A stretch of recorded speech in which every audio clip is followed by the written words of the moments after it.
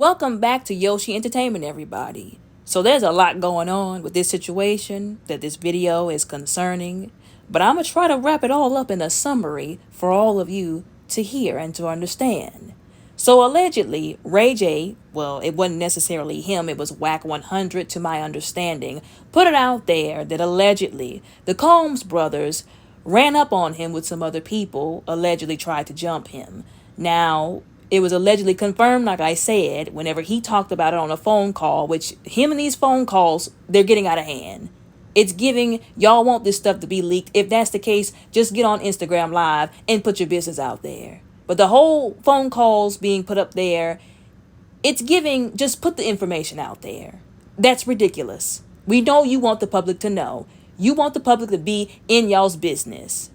But anyways, Wack 100 asked him what in the world was going on. He was on the call talking about, I don't want you to put this out. I guess he was trying to say, well, they're just young and they don't know what they're doing. They're mad because their father is about to be spending the rest of his life in prison, allegedly. Don't put him out there. And he said, oh, it's too late because we're literally live right now while I'm talking to you on the phone. And I thought that was absolutely ridiculous. But I also do feel like it's very on brand, so to speak, where Wack 100 is concerned. Now we'll talk about him more and his response to this alleged attempted jumping, if you will. Allegedly, Hazel E was around and she gave the scope, if you will. The way she described this encounter, I don't know, y'all. It was interesting. I'm gonna say it that way. The way she described how this went down. She said, according to her, in a little video that she made, where she was there, the Combs brothers, which included, allegedly, not only Justin and Christian, but also Quincy, who people have been giving a lot of grace because of the situation concerning his father and that stuff that happened between his father and P. Devil Combs. But I think people need to relax some of that grace because he very well might be doing this because he simply wants to. Some people felt like he was doing it because he was trying to protect his sisters. I don't know for sure. I don't want to jump to any conclusions. That's all I'm going to leave it at. Just in case that other issue, that other factor might be at play. Now, the three of them and some other people allegedly ran up. She said, according to Hazel E, well, Ray J, they were trying to surround him, I guess. He went to get a duffel bag or a satchel, if you will. She was afraid he had something in the satchel, if you will. The blicky, if you will. And she was hoping that he didn't reach into the satchel to get the blicky, if you will, because she didn't want it to be escalated even further. She said she went and she got Quincy, and then for some reason Chris Brown was in this situation. It was a little odd to me. It was a little random, to be honest. I don't know why he was just hanging around. Maybe he just hangs around Ray J. I don't know, but for some reason he was there, and she actually said, oh, he was the voice of reason. And I kind of scratched my head because the way she described what he did, she said out of her own mouth, allegedly, Chris Brown allegedly put both Justin and Christian in a headlock. That's the way she made it seem with the gesture she was making. To basically make them stop fighting, to make them cool it down, basically. And again, she said, oh, he was the voice of reason. I don't know when he became like the big brother or whatever. But in my mind, I'm like, the voice of reason, my behind. What he probably did was let them know, listen, y'all need to chill out before I put y'all in timeout by knocking y'all out. Because everybody knows that Chris Brown allegedly likes to throw hands. So I don't think that was a situation they wanted to walk into. Let me put it that way. I don't think he was somebody they wanted smoke with. Let me put it that way. So they kind of cooled it because, it was Chris Brown and Ray J, probably did have something on him.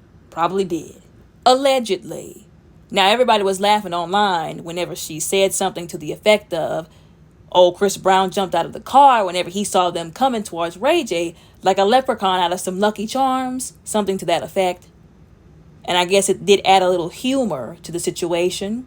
But y'all do realize what's going on, the seriousness of the situation, right? What this may imply, allegedly, that allegedly the diddler, as they call him, has his sons out here harassing people, allegedly, who don't play by the rules, who aren't playing the game. Allegedly, Ray J did say something to the effect of he was not associated with the Diddy parties, if I remember correctly. Allegedly, like I said, if I remember correctly, if I'm not mistaken.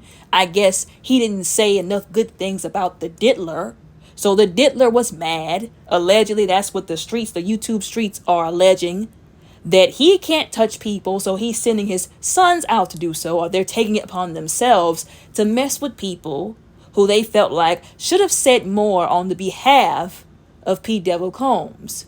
And I can't help but ask the question once again, not to quote a certain celebrity who I really don't like that, is you stupid or is you dumb?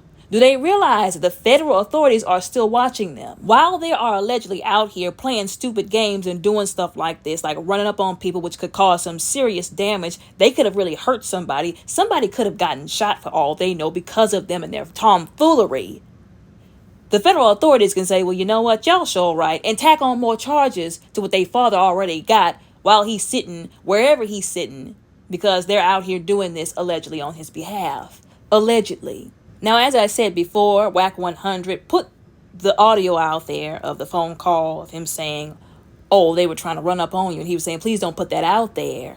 Like, just leave him alone. And I really feel like he was only doing this to smooth over what had happened. Because if he had decided, oh, I'm going to get him back publicly, well, of course, that wouldn't have been well for him where the diddler is concerned, obviously. So you'll have to excuse me if I don't believe he's just saying this out of the kindness of his heart. You'll have to excuse me, and if you don't, I really don't care. If I don't believe he's saying, hey, leave them alone because, don't put them out there, don't smear their name, don't go after them because he just feels like they're misguided youth with misdirected rage and they just need a little help and guidance and patience. I don't think so. He's trying to play his cards right publicly. It's what it seems like to me, in my humble opinion. Then Wack 100 does only what Wack 100 can do in the way that Wack 100 can do it in. And basically says to the whole world, well, don't worry, we'll fix this problem, we'll do something about it without saying it. I'm just wondering where the common sense went in anywhere in this conversation, in this situation. And before anybody says, oh, Wack didn't say that, and I quote, it's on, Wack 100 said. That's what it's gonna be. If we run into you, act like it's 1995, end quote. Sounds like a threat to me. And I know he doesn't feel like he'll face repercussions for that because the community doesn't often hold people like him accountable for stuff like that. And because this is the norm in the industry, in the community. This is the example that they've set. Just look at P. Devil Combs. It's just more of the same. But anyways, the article did talk about some of the stuff allegedly that Ray J said, which once again, it wasn't like he blatantly threw him under the bus. He definitely beat around the bush, I'll say that much. But he didn't shout from the rooftops, yeah, throw that ninja under the jail. But I guess because he didn't, once again, verbally exonerate him, despite all of what we've seen, all these lawsuits and what we know, I guess the diddler now has a problem with Ray J. I feel no ways. So a lot of people were making fun of the situation. They had some things to say, like on YouTube in the comments section. This one person posted, Chris Brown squinting his eyes through the car window. Wait a minute, ain't that Brandi's brother? Proceeds to hop out the car, followed by laughing face emojis. That's probably exactly how it went down, for all we know. Another person on YouTube got into the comments and said, and I quote, not see Breezy coming through to stop violence, huh? I must be in an alternate universe with a laughing face emoji as well, end quote. Which, yes, it would quite seem that way when the one person, well, he ain't the one person, let me take that back. There's plenty of them that's been known for being violent. That's just the stigma that's been over them because of some of the actions that they chose to put out there. I don't care what anybody says. But when you're known as the person who's always throwing hands, and now you're being the person to stop the hands from being thrown, we are in an alternate universe, as far as I'm concerned, where this situation is. That's why I kept saying it was so random that he was even there. It didn't even make sense to me. It was like reading a script from The Twilight Zone or something like that. Quite a lot of people were not taking P. Devil Combs' son seriously, saying that they're not intimidating. They don't know who they think that they are. People on the internet saying, we don't know who they think they are, but they're not the diddler. And what they don't want is to end up in prison like him. because they ain't built like that. They ain't cut out for that kind of life. So they need to settle down and behave. Another person was talking about that jumping out of the car like a leprechaun description being wild. And yes, it was wild indeed.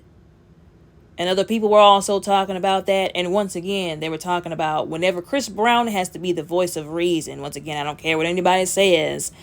Somebody done messed up somewhere. We didn't knock something off of something. Like I said, this was just an odd situation to me altogether. But once again, very on brand for what's going on, for what's been going on with these raggedy behind celebrities and in our community.